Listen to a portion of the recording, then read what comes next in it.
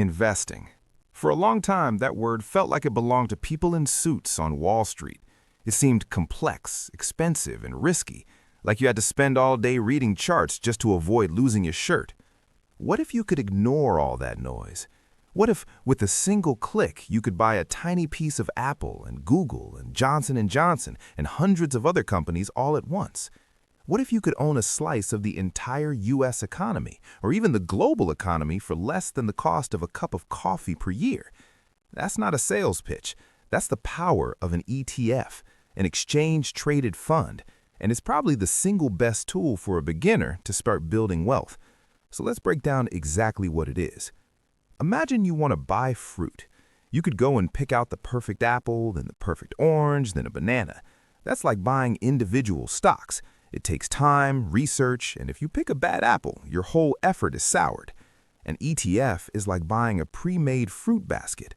The experts have already assembled a collection of hundreds, sometimes thousands of different investments, stocks, bonds, even commodities like gold. You buy one share of the ETF, and you own a tiny piece of everything inside that basket. Most ETFs are designed to simply track and market index, like the famous S&P 500, which represents the 500 largest companies in the U.S. They're not trying to be clever and beat the market. They're trying to be the market. And unlike old-school mutual funds, they trade on a stock exchange all day long, just like a share of Apple. So why is this basket approach so powerful for someone just starting out? 3 big reasons. First, instant diversification. The oldest rule in investing is don't put all your eggs in one basket. If you own just one company's stock and it has a terrible year, you're in trouble. But if you own an S&P 500 ETF, the poor performance of one company is buffered by the other 499. You're spreading your risk across the entire market with one purchase. It's diversification on autopilot. Second is the cost. This is a game changer. Because most ETFs just passively track an index, they don't need a huge team of expensive analysts. This saves money, and those savings are passed to you through something called an expense ratio. Think of it as a tiny annual management fee. For many popular broad market ETFs, this fee can be as low as 0.03%. That means for every $10,000 you invest, you're paying just $3 a year. Compare that to older actively managed funds that can charge 1% or more. That's $100 on the same investment. Over decades, that difference is enormous. Third is simplicity and flexibility.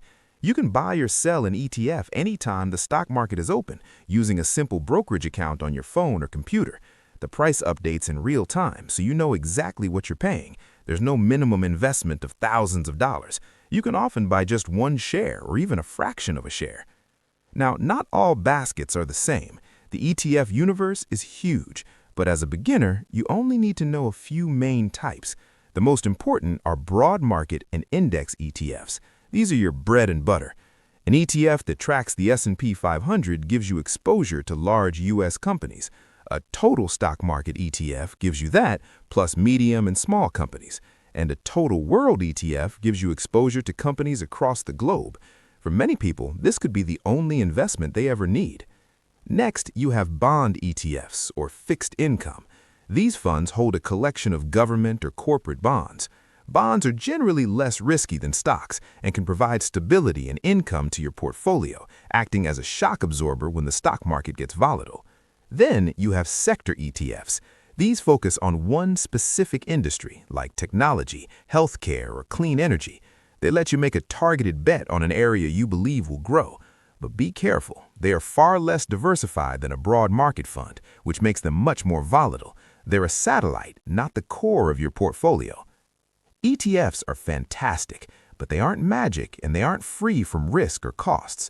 We talked about the expense ratio, which is the main fee, but there are a couple of other small costs. One is the bid-ask spread. It's the tiny difference between the buying price and the selling price in any given moment. For popular high-volume ETFs, this spread is fractions of a penny. For less traded, obscure ETFs, it can be wider, so it's a small transaction cost to be aware of. But the biggest risk by far is simply market risk.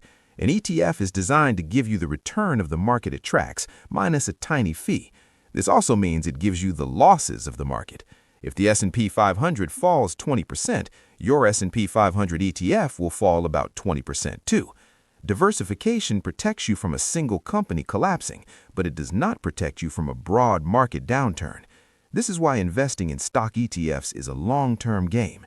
You need the time to ride out the inevitable ups and downs of the market. Another small risk is tracking error, where the fund doesn't perfectly mirror its index. For major ETFs, this is rarely a significant issue.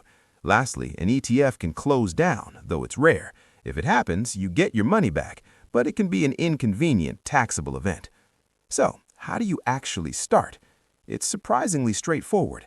First, you open a brokerage account online. There are many reputable firms that offer commission-free trading on ETFs. Second, you do your research. You don't need to be an expert. Start by looking up the ticker symbols for a few broad market index funds. See what they hold, what their expense ratio is. Third, you place a trade. You can start with a small amount. The key is to just get started. One last thing you might see is the term accumulating versus distributing. An accumulating ETF pays out dividends from the companies it holds directly to you as cash. An accumulating ETF automatically reinvests those dividends for you, buying more shares of the fund. For a beginner focused on long-term growth, an accumulating ETF is often simpler. It puts the power of compounding on autopilot for you. Look, the world of investing has changed. The rise of ETFs, which now hold over $14 trillion in assets globally, represents a massive shift. It's a move away from the idea that you need to be a stock-picking genius to build wealth. Instead, you can simply own a piece of the entire system. You can bet on human innovation and economic growth as a whole. An ETF isn't just a financial product. It's your ticket to participate in that global growth story. It's a tool that puts you in the driver's seat of your financial future, letting you build a diversified, low-cost portfolio in minutes.